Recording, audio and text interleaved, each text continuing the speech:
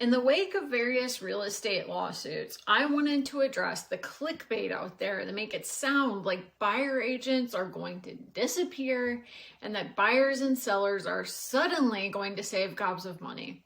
I've been really disappointed to find that misinformation and sloppy thinking is coming from places like the New York Times. So I'm going to start with a history lesson. Then I'm going to move to what the lawsuits will change in mid-July, and then I'm going to tell you a few stories to help you understand what the import of all of this is, at least for real estate in the Triangle. Okay, but first, let's go back in time to the late 1980s and the early 1990s when buyer agency didn't exist.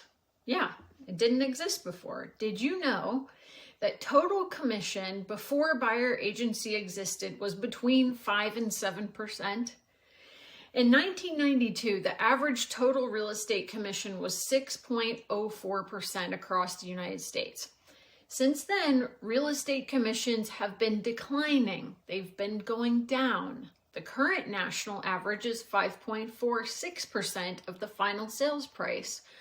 Although the New York Times Daily podcast would have you thinking that it has been locked in at 6% for all of time and eternity, and that realtors are making more commission now than ever before. But the fact is that some actually made more commission in the 80s and 90s when there were no buyer's agents representing buyers. All right, so what happened in the early 90s is that some list agents would make the entire commission themselves, maybe up to 7% if they negotiated it. And if they brought in a buyer, they'd make all of that. Or they would split the total commission with another agent if that agent brought the buyer. Seems to make sense. The problem at that point, though, was that buyer agency did not exist. So all of the agents involved actually represented the seller, even though there might have been two agents getting paid. Now, obviously, this was a huge problem for buyers, as none of their interests, neither fiduciary or otherwise, were legally represented or protected. So many lawsuits later, and in response to consumer demand, the industry shifted in order to ensure that buyers were protected. By the early 90s, buyer agency was established and the industry made more formal the advertisement of buyer agents' compensation in the MLS. There's this weird part in the Daily podcast where they make realtors out to be sneaky and nefarious, like they're winking at each other about splitting 6% behind the sellers' backs, as if splitting commission for the work that they split was a bad thing. Now, ever since I've been in the industry, it's commonly known that commission is usually split between two agents. That only makes sense. But at least today, one of those agents represents the buyers, which was a great shift for consumers because they were advocated for and not simply taken advantage of. So what is under fire right now is who exactly should pay for the buyer's agent. So we're going to unpack that. The recent high-profile real estate lawsuits involved the National Association of Realtors, the NAR, and several major real estate brokerages, where they were charged with illegal collusion to artificially inflate agent commissions. The core issue at trial was the claim that NAR and the defendant brokerages conspired to maintain high commission fees for buyer agents, a practice that was argued to inflate the costs for home sellers and maintain a system where sellers pay commissions to both their own and the buyer's agents. Now, this case sparked significant discussions on the traditional practice of sellers paying the commissions of both the buyers and the seller's agents, right? The plaintiffs argued that this system led to inflated commission fees and restricted competition, benefiting the defendants at the expense of sellers. And the jury agreed with this perspective, finding the defendants responsible for participating in anti-competitive practices. NAR and these brokerages decided to settle, citing they didn't agree with the verdict, that no settlement is an admission of guilt, but that they also didn't wish to remain in arbitration for a long time and tie up hundreds of millions of dollars in bonds. They just wanted to move on with things and get on with their lives. Now, I'm going to give you my hot take in all of this and tell a few stories. And this is based on my experience particularly of real estate in North Carolina. Okay, I don't know about anything else. But first of all, commissions have long been negotiable. This is real estate, people. Everything is negotiable. You can ask to keep the seller's dog if you want to, and you're a buyer. It would be stupid to do that. You would likely fail in your endeavor, but you can do it. This is America, guys. So unless you've been living under a rock in the triangle, you know there is some difference in what realtors will charge for their services. And you know that you can sell your house if you want to. That has long been the case. And that, like literally anything else in life, you get what you pay for. The realtors who charge less offer less. I charge what I do because I can demonstrate that I'm worth every penny. Okay, I wouldn't expect anyone to pay me otherwise. So restricted services have existed in the public sector for as long as I have been in real estate, which is nearly a decade, okay? You can pay a company $500 to throw your house on the MLS and they don't do anything else. You can sell your house yourself if you want to. And you can try to buy on your own too. There's nothing illegal about that, never has been. These have always been an option. I don't know how real estate has operated in other states and what exactly precipitated these lawsuits, because it has been the case for decades that you don't have to use realtors at all if you don't want to. Now, you won't make as much money on the sell side. We have data that backs that up. And you're not going to save a lot of money on the buy side either. You won't have someone who knows how to navigate all of the intricacies and the process and hopefully keep you from getting sued, but you have always been able to choose that. Now, for some reason, the folks on the daily don't appear to know this has always been the case. Not sure how that is, but that consumers have chosen to work with realtors for good reasons for a long time. Somehow they don't seem to understand that. But here are some of the changes coming mid-July. So 1, sellers will not necessarily be paying for buyer's agents. 2, buyer agency compensation is no longer going to be listed on the MLS. This is an attempt to maintain the appearance of this scenario. 3, in order to show a house, agents will need to demonstrate an agency agreement. Okay, I'm going to address all 3 of these, talk through implications. So 1, sellers will not necessarily be paying for buyer agents. What is this going to change? Okay, I expect that some sellers will continue to offer buyer agent commission because it's a simple question of return on investment. Okay, some are going to decide not to. And all buyer agents will need to more consistently negotiate with their clients what they will be paid and how. So let's unpack this. We've already had the scenario for years now where sellers will offer low commissions to buyer agents in MLS. This is nothing new. The fact stands, as it has for every job that exists, there's an amount of money that every realtor decides that they will or won't work for when weighing the work and the liability involved in the job, right? So in the past, when those situations arise and the buyer wants to buy a house where the seller is offering a lower commission to the buyer agent than what the buyer agent negotiated with their client, the buyer has had to make up the difference with their agent, okay? This is a conversation that agents are used to having already, so nothing is going to change here. The agent tells the client what their fee is, and if sellers are not offering commission to a buyer agent, then the buyer will need to cover it because nobody works for free. Now, I'm sure some agents out there have been sloppy in the past and have not been good about having this conversation up front. So what stands to change in July is that if they don't have this conversation directly and get paperwork in place that explicitly states how much they get paid and by whom, they might wind up not getting paid. So the number one thing I expect to shift in July is that everyone in the industry will have this explicit conversation with clients, which is what good agents have been doing for years already.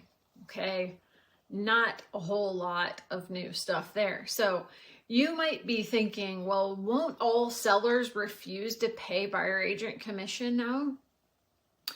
Here's what I want you to think about, all right? What do you think happens on a sale when the seller is not offering to pay the people whose express job it is to bring a buyer to the table? Do you think they will have more interest or less in their house? Of course, what is going to happen is that demand for that property will shoot down precipitously, because suddenly it's a lot more expensive than it appears at first glance. So anyone looking at it is going to do the simple math of calculating the cost plus the commission paid to the buyer agent and then weigh whether or not they still want to buy it. We don't have to guess at what will happen. We already know. We have this data. Like I said, it's been possible for quite some time for sellers to offer significantly reduced commission to buyer agents.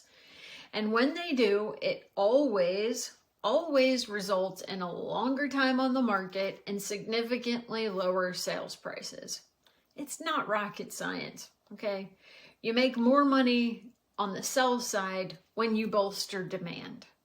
One way to kneecap your own demand and decrease attraction and ensure a lower sales price on the sell side is to advertise one price and then force buyers to tack on more money that they may not even be able to roll into a loan. Okay, you're going to take your demand and cut it at least in half. Now, in my years of experience, 100% of the time, when a client is interested in a property but then learns they also have to bring commission to the table at closing, guess what happens? They no longer maintain interest. They move on to a house where the seller is offering commission and they go buy that house. So this is going to continue to happen. At least some sellers who are smart and understand how return on investment and buyer psychology work, those people are going to continue to offer buyer agent commission. And they're going to drive up demand and leverage on their own house, and it will end in a higher sales price for them. So if you want to be smart on the sell side, you have to think about this through the eyes of a buyer, okay? Buyers are already hurting for money right now. They don't want to have to pay commission on top of everything else. Some will literally not have the ability to buy a house and pay commission. The sellers who recognize all of this are the people who will continue to make the most money. You might think, oh, well, buyers can save money right now, right? By going out on their own without an agent. Now, buyers can, of course, choose to do that.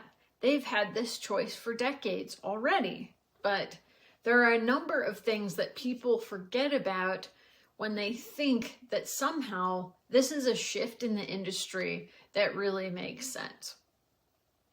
Now, first off, what people are forgetting is what a good agent's value is in the first place. Now, a good agent, a good one, there's a lot of variability here, will help you actually get under contract in a tight market, save you money not only in your purchase price, but in negotiations later, including navigating the appraisal process.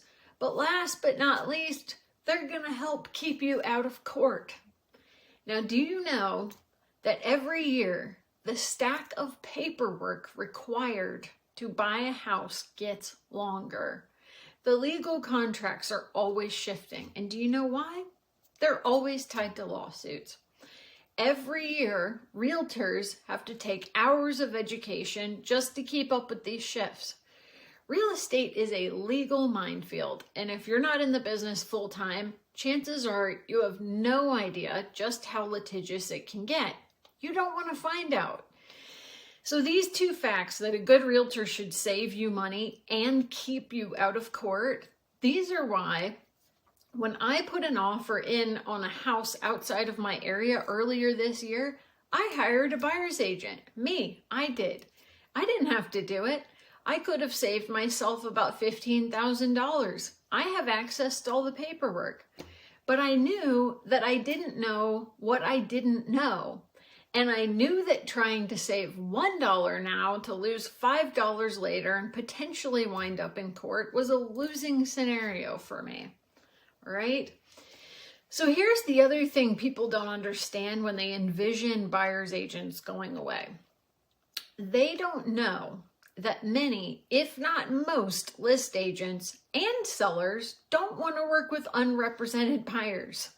Especially in a seller's market, getting under contract as an unrepresented buyer is really difficult. So let me tell you a story to illustrate this. Typically, when I list a house, I have dozens of showings in the first week. I have a busy open house. I have 100 emails, 100 texts, and about 50 phone calls I have to field in one day on top of all of my other work. I'm also fielding offers. Now, this business is all by design because I work really hard to increase leverage for my sellers because it results in more money for them. Needless to say, okay, my day is completely bonkers from sun up to sundown. Anyway, every single time I list a house, I get unrepresented buyers calling me. And sometimes they insist on being unrepresented. So I'm going to tell you a story about one time that stands out in my mind. It was a completely crazy day with my phone ringing off the hook and 5 million emails to get to. One of the calls was from a couple in town who was unrepresented. They didn't want to work with a realtor at all. They wanted to see the place. They asked me a host of questions that made exceedingly clear they did not understand how real estate worked in the state of North Carolina. P.S. It's different in every state. And they were thinking about making an offer.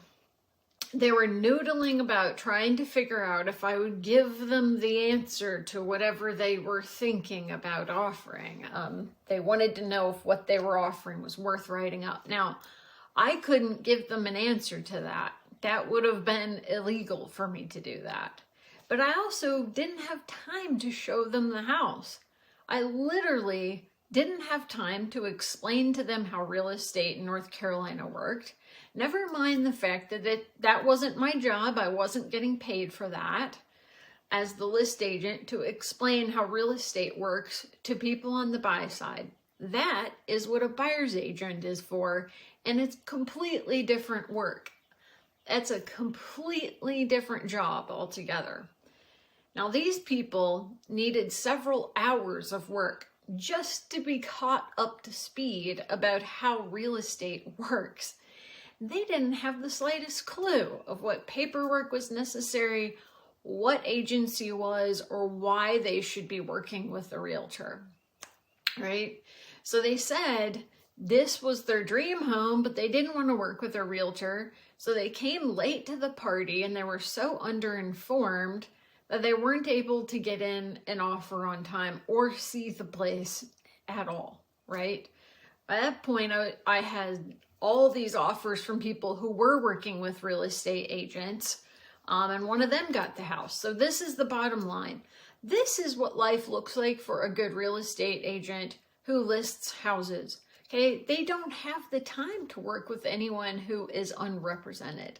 Not to mention, did you know that if we're not officially working with someone, we're not allowed to send you the paperwork to fill out. You can't request it. I can't even pass on to an unrepresented buyer an offer to purchase if I wanted to.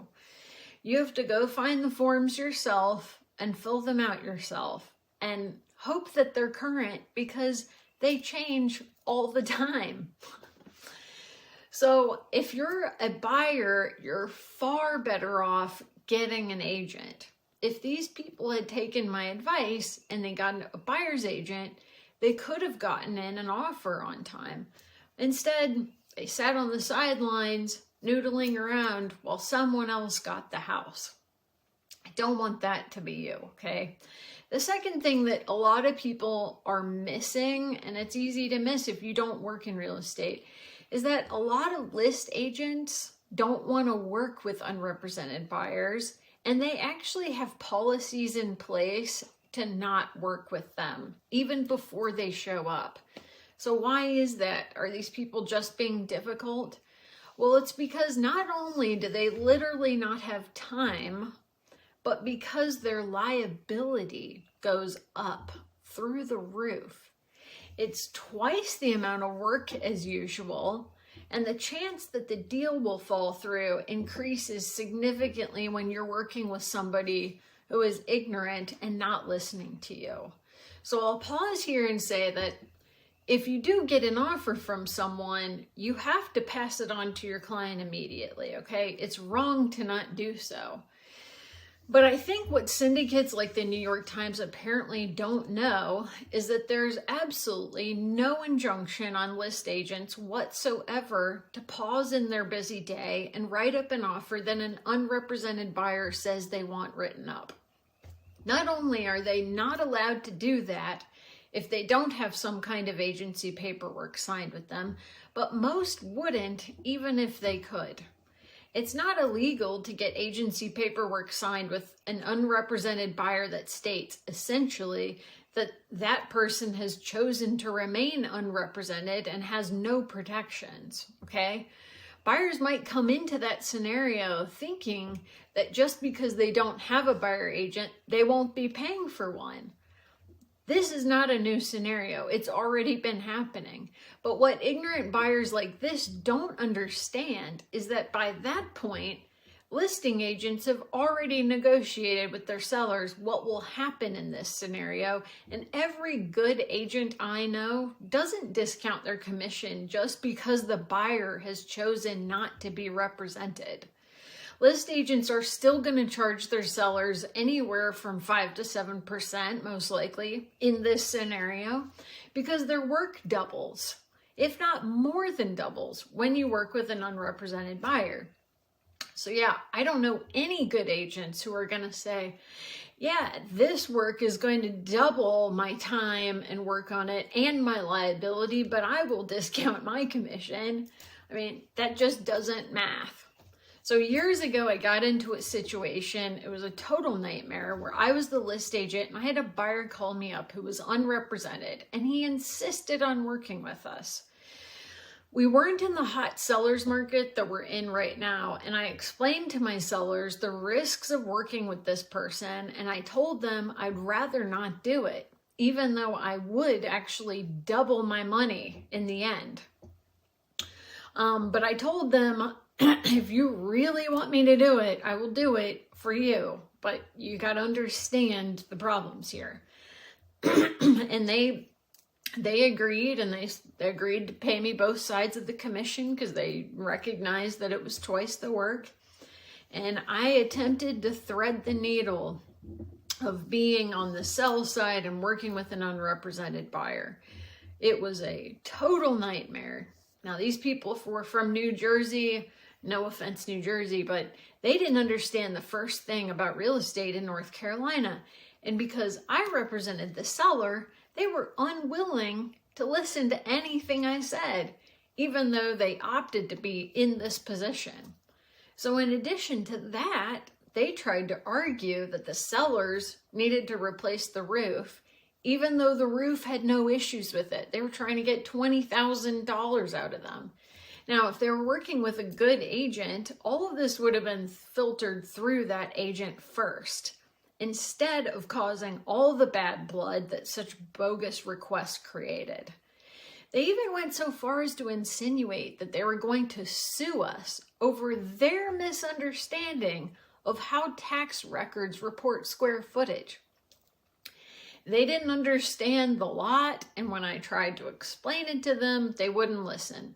They treated me like an adversary from the start, and their hubris and aggression made everything exceedingly difficult for me and my sellers. We were both really stressed out. So eventually the deal fell through. It was kind of a relief. Thank goodness we went under contract quickly after that with another party who was working with an agent. Guess what? My sellers actually ended up making $100,000 more with the buyer agent scenario, and that deal closed, and we didn't get bogus requests. So this is a real example of how the average consumer does not understand real estate, even though they think they do. And to be quite honest with you, the very worst offenders I have seen in this category always think they know what they're talking about. Some are even attorneys, but they do not. There will be a lot of agents out there like myself who will not care to work with unrepresented people, not only because they're a pain to work with, but because they're actually a danger to the transaction itself. They have the ability to cost everyone time and money. Now, these people ended up walking away from the deal, and they cost my seller time on market and a ton of stress. And at the end of the day, a lot of agents and sellers are going to decide it's just not worth it to work with unrepresented buyers. A lot of sellers are going to continue to pay buyer's agents, not only because it will end in more leverage and demand and money for them, but also it's going to reduce the likelihood of getting sued by ignorant people while increasing the chances of actually closing. It just makes sense, okay? It's common sense too that if you're selling your largest asset, you're going to want a buyer agent on the other end who for a living successfully guides people to the finish line with money in their pocket and no impending lawsuits. Not some hack who's bumbling around who has done this either 0 times or a handful of times, or worse yet, who acts like they know everything there is to know when they very clearly do not. Now, the general public could be forgiven for not understanding that working as a buyer agent is totally different from working as a list agent. Completely different jobs. It's true though, and when you add the fact of representation to all of this, it gets legally complex. Now, I'm going to pivot a little bit and talk about 2 problems with the real estate industry that come to mind with all of this. All right, the first is that the bar is very low to get into the business. It took me 9 years to get a PhD from UNC and 2 months to get my real estate license. I don't even know if you need a high school diploma to be in this business. Not sure. It's incredibly easy for anyone and everyone to get into the industry. And while I love the diversity that such an open gate affords, it's time to raise the industry standard. So buyer agents will need to make crystal clear what their worth is. And that is a very good thing. Because the fact of the matter is, a good buyer agent does far more than open a door, right? They can help find off-market housing through their networks. Obviously, they should be negotiating list price. They have service providers that are trustworthy. They know how to negotiate repairs. They know what good asks are. They can help you navigate the appraisal process or overturn bad appraisals. They can help you navigate all kinds of legal quandaries, and they know what paperwork needs to be filled out when and how to do that and where it goes.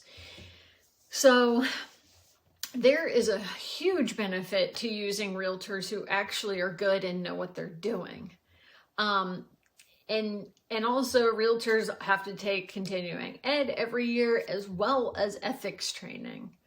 So did you know that the relationship that one realtor has with another can actually help you when you're buying a house? Yeah, that matters too. Good realtors have an ocean of knowledge and experience and deep networks that are utterly indispensable to buyers. Subpar realtors, though, should be worried about this situation, and I'm not sad about that, right? During COVID, I heard about realtors who took a dozen times to get somebody under contract. That is crazy to me. Most of my clients got under contract on their first time. So I'm not sad about people who are subpar exiting the business. The fact is, if you can't explain your worth to people, you should probably get out. And that is what will happen. Now, the second problem in the real estate industry, and this is one of Google culture too, is that some consumers think they know more than they do. I already talked about this some, but I've seen it where people Google and they buy the book and suddenly they think they're experts. And just because you can buy or sell your own house doesn't mean you should. I can knock out a problematic tooth with an ice skate like Tom Hanks if I want to, but I'm not going to do that because who knows what damage I will cause, further future damage. I bet I could have YouTubed how to replace my roof, and honestly, how hard could it be? But I opted to pay a roofer to do it because I knew they'd do a better job than myself. I've never done it before. It was a better use of my time to just pay the money. Guess what? My roof doesn't leak. The fact is, the average buyer does not know what they don't know. You know how I know this? Because I have seen the most bizarre scenarios arise in real estate. You could not dream this stuff up. Whether it's technical scenarios with structural issues or legal, the weirdest legal stuff, the only way you learn about all of this is by being in the industry full-time, day in and day out. And this is what years of experience buys you. A fuller understanding of the array of possibilities, and if your realtor is good, solutions for how to address each one. Sorry, but you just can't Google any of that. Chat's just not there yet, and some problems will always require a smart human being with their feet on the ground. The second thing that's going to change, buyer agency commission isn't going to be listed in the MLS. Now, this one irks me, I'm going to tell you. This, I think, was their attempt to make very clear that sellers don't have to pay buyer commission, but I have no idea why they tried to solve it this way. Why didn't they keep things the way they are and just put 0% there if needed? It's going to create more work for people like me when I list a property because now I'm going to get 50 more calls asking if we're offering commission or not. But at least I've been working on growing my agent database for years, so I have thousands of agents I can get in touch with instantly to let them know if my sellers are offering buyer agency. That will increase the demand and leverage for that property and end in a higher sales price. That's an annoying change, though, and not a good one. The last point is that in order to show a house, agents are going to need to demonstrate an agency agreement. I don't know how they're going to go about doing this, but I mean, it's generally good. I've been doing it for years already because, again, my time is not free based on the actual expertise that I offer. But it's going to force all agents to crystallize what their relationship is with clients, and that's a good thing, really, for everyone. So all in all, I'm actually looking forward to this shift. I think what will end up happening is that a lot of agents who don't know their own worth and they can't explain it will have to leave the business, while we'll have fewer agents entering the business. And that's not a bad thing. Real estate has always been the type of industry where you can kind of hang out and not do much of anything. And I've always liked it for that reason. You can just make it whatever you want it to be. I think that's really cool. But I do think this change will inspire a lot of agents to either level up their service or to get out. And ultimately, I do believe it will benefit the consumer. Unfortunately, the clickbait headlines that buyers are going to save money and sellers are going to save money just isn't true. You get what you pay for. It's always been that way. buyers and sellers have already had the options of going with really truncated services and paying next to nothing for that. We already have data on what these services do. They allow you to save a penny right now to lose $5 later. Regarding home prices, can I just take a second to say how disappointed I am in the New York Times for saying that home values going up are a result of commissions going up? Now, I knew there was a crisis of critical thought in this country. I was an academic before I went into real estate and taught critical thinking, but I didn't know it was this bad, all right? Home prices have been going up in certain areas for a long time now. It's due to a supply-demand issue. When you have low inventory and high demand, it is very basic math for what happens next. Prices go up. And P.S., New York Times, prices for everything, including food, have been going up. Commissions haven't been going up. They've actually been going down. So that, I don't even know how they're coming up with that. Will this shift cause prices to go down? Home prices? Some will, but the reduction is going to be artificial because it won't reflect the hidden costs of buyers paying for their realtor or the money sellers are going to lose when they hire subpar list agents and contract with unrepresented buyers. So I'll be coming out with more videos and information as we draw closer to July. I'm sure there are more things, in flux that are going to change that you'll need to know about, and I'm happy to keep you in the loop. For now, get in touch, email me, call me. I love talking about this, so don't be a stranger and stay tuned.